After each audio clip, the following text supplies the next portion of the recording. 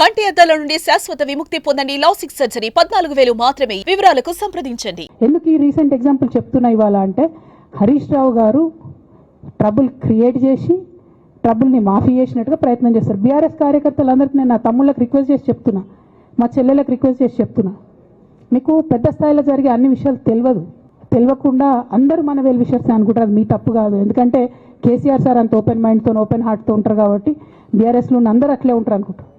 కానీ చాలా మందికి చాలా హిడెన్ ఎజెండాస్ ఉన్నాయి. ఓ పక్క కాంగ్రెస్తో కలిసి ఉన్నారు, ఇంకో పక్క బీజేపీతో మాట్లాడుతున్నారు, ఎటు ఎవరితోనూ అవసరమైతే అటు మాట్లాడుతున్నారు. అదేవిధంగా 2018 ఎన్నికలలో హరీష్ రావు గారు 20-25 మంది ఎమ్మెల్యేలకు ఎన్నికలలో అడిషనల్ ఫండింగ్ ఇచ్చారు, పార్టీ ఇచ్చింది కాకుండా. ఏడికేలు వచ్చినాయి హరీష్ రావు గారికి అన్ని డబ్బులు? 100% కాళేశ్వరంలో జరిగిన అవినీతి నుంచి వచ్చిన డబ్బులే.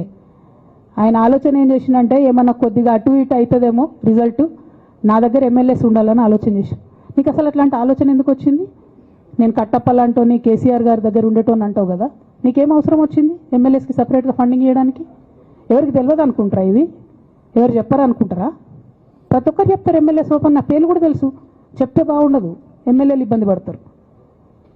నేను అనేది ఏంటంటే 2009లో రామన్న సిరిసిల్ల ఎలక్షన్లో మా బంధువుకు సంబంధించిన వ్యక్తులతోని 60 లక్షల రూపాయలు పంపినారు హరీష్ రావు గారు రామన్నను ఓడగొట్టడానికి. నిన్నగాక మొన్న ఒక వీడియో మీరు కూడా చూసి ఒంటేరు ప్రతాప్ రెడ్డి గారిది, మీ మామయ్యను ఓడగొట్టమని ఎంతంటే అంత డబ్బులు ఇస్తా అని చెప్పిర్రని. ఓ పక్క కేసీఆర్ గారిని ఓడగొట్టాలి, ఓ పక్క కేటీఆర్ గారిని ఓడగొట్టాలి. నిజామాబాద్లో నా ఎంపీ సెగ్మెంట్లో అందరు ఎమ్మెల్యేలను మేనేజ్ చేయాలి, అందరిని మన కేసీఆర్ కుటుంబాన్ని ఓడగొట్టాలి, విచ్ఛిన్నం చేయాలి. కానీ కేసీఆర్ గారి పేరుతో వచ్చేటటువంటి బెనిఫిట్స్ మాత్రం అన్నీ కావాలి. మరి ఇటువంటి వారిని నా రిక్వెస్ట్ కేసీఆర్ గారితో కేటీఆర్ గారితో, వారిని మీ పక్కన పెట్టుకొని నిజం మాట్లాడే నన్ను బయటకు పంపితే మరి పార్టీ బాగుంటుందా? దయచేసి ఆలోచన చేసుకోండి. నేనేమంటున్నా రామన్న మిమ్మల్ని అంటే, నా మీద మీకు కోపం ఉండొచ్చు, నా మీద ఏముందో ఎవరేం చెప్పారో నాకు తెలియదు. నేను మాత్రం నా ప్రాణం పోయినా కేసీఆర్ గారికి హాని జరగాలని కానీ కేటీఆర్ గారికి హాని జరగాలని కానీ కోరుకోను. అది నా నైజం కాదు. ఆడపిల్లలకు అట్లుండదు. ఆడపిల్లలు ఇల్లు బాగుండాలనుకుంటారు. నా మనసుకి ఎంత గాయం అయితే, నాకు ఎన్ని అవమానాలు అయితే, నాకెంత ఇన్సల్ట్ అయితే, నా మీద ఎన్ని కుట్రలు జరిగితే నేను ఇట్లా మాట్లాడుతున్నది ఇది నా బాధ, ఇది నా ఆవేదన. నాన్న చూస్తలేరేంది వీళ్ళని అన్నది ఆవేదన, చూసుకుంటే క్షమిస్తారేంది ఇంకెన్నిసార్లు క్షమిస్తారు అన్నది నా బాధ. అంతే తప్ప నాకేం కోపం ఉంటుంది? ఎందుకు కోపం ఉంటుంది? నాకు ఎన్ని జన్మల పుణ్యం ఉంటే కేసీఆర్ లాంటి తండ్రి దొరుకుతాడు? కోట్లలో ఒకరికి ఉండేటటువంటి తండ్రి నాకు దొరికిండు. ఆయన లేకపోతే నేనెవరు ప్రపంచానికి తెలుస్తుందా? నాకెందుకు అవసరం ఉంటుంది? నాకేం కోపం ఉంటుంది కేసీఆర్ గారి మీద? నాకు టీఆర్ఎస్ పార్టీ మీద ఎందుకు కోపం ఉంటుంది?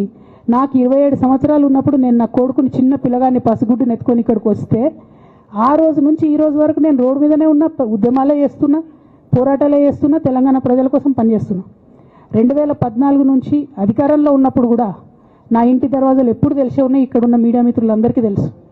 అధికారంలో ఉన్నా లేకున్నా నేను ఇట్లనే ఉన్నా.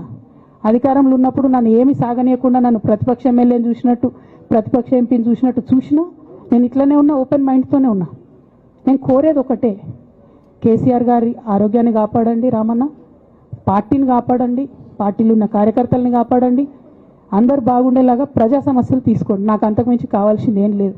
కానీ మొన్న అసెంబ్లీలో అర్ధరాత్రి దాకా పెట్టి రేవంత్ రెడ్డి గారు కేసీఆర్ గారిని తిడుతుంటే దయ్యాలు వేదాలు వాళ్ళు ఇస్తున్నట్టు అనిపించింది నాకైతే. దానికి ఈయన హీరోలాగా ఎదుర్కొన్నాడు, ఈయన 6 అడుగుల బుల్లెట్టు అని పార్టీ అంతా ట్వీట్ చేస్తే, మరి 6 అడుగుల బుల్లెట్టు ఎవరికి గాయం చేస్తుంది? ఎండ్ ఆఫ్ ద డే ఇవాళైతే నన్ను గాయపరిచింది, రేపు రామన్నను గాయపరుస్తారో కేసీఆర్ని గాయపరుస్తారో. జాగ్రత్తగా ఉండండి రామన్న, నేను చెప్పేది ఏం లేదు. జాగ్రత్తగా ఉండండి, కేర్ఫుల్గా ఉండండి. అట్ ద సేమ్ టైం ఈ హరీష్ రావు గారి కారణంగా గమ్మత్ ఏముంటుందంటే, ఒకసారి హంపీకి పోతారు వీళ్ళందరూ, మీ అందరికీ తెలుసు ఆ స్టోరీ. హంపీకి పోయి పాటలు పాడుకుంటారు, మొత్తము చాలా మంది కలిసి కేసీఆర్ గారిని చాలా అవమానకరంగా మాట్లాడతారు, ఒక పార్టీని వెన్నుపోటు పడదామని డిజైన్ చేస్తారు. ఇదంతా వీరికి తెలుసు, హరీష్ రావు గారికి తెలుసు. నేను ఆ రోజు సాక్ష్యం ఉన్న హరీష్ అన్న వచ్చి లిటరల్లీ రామన్న చేతులు పట్టుకొని, అరే మామయ్యకి ఎప్పుడు సింక్ ఆర్ సేల్, నేను మామయ్యతోనే ఉంటా అని చెప్పి అక్కడ మాట్లాడుకున్న వాళ్ళందరూ వెబసార్ దగ్గర అవుట్ చేసిండి. ఆ తర్వాత పర్యవసానంలో ఈటల రాజేంద్ర అన్న బయటికి వెళ్ళడం. సుమన్ టీవీలో మీ పర్సనల్ అండ్ బిజినెస్ ప్రమోషన్స్ కోసం కింది నెంబర్కి కాంటాక్ట్ చేయండి. డ్రగ్స్, గంజాయి లాంటి చెడు వ్యసనాలకు దూరంగా ఉండండి. తాత్కాలిక ఆనందం కోసం జీవితాలని నాశనం చేసుకోవద్దు. డ్రగ్స్ విక్రయాలు, దందాలు నిర్వహిస్తే 180059969969 టోల్ ఫ్రీ నంబర్ కి కాల్ చేయండి. డ్రగ్స్, గంజాయిని నిర్మూలిద్దాం, భవిష్యత్తును కాపాడదాం.